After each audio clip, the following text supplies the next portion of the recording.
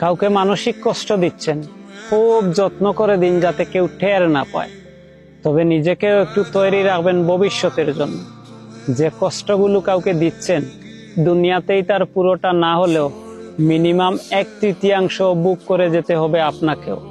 গোলাকার এই পৃথিবীতে আপনার দেওয়া কষ্টগুলো ঘুরে ফিরে কিন্তু আপনার কাছেই একদিন না একদিন ফেরত আসবে। আপনি নিজেই আত্ম অনুশোচনায় ভুগতে ভুগতে একটা সময় শেষ করে দিবেন নিজেকে।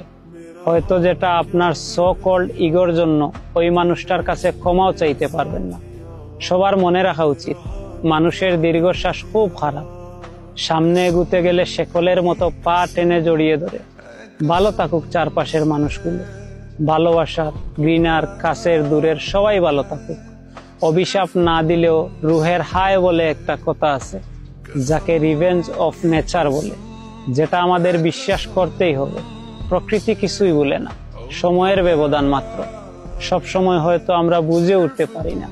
কাউকে কষ্ট দিয়ে, অপমান করে, কাউকে কাঁদিয়ে, কাউকে কথা দিয়ে বেমালুম ভুলে যাই আমরা। কিন্তু প্রকৃতি কোনো সময় ভুলে না, প্রকৃতি কাউকে ক্ষমা করে না। প্রত্যেকটা মানুষ তার খারাপ কাজের শাস্তি কিছুটা হলেও দুনিয়াতেই বুক করে, কদিন আগে কিংবা কদিন পরে, কিন্তু শাস্তি সে পাবেই।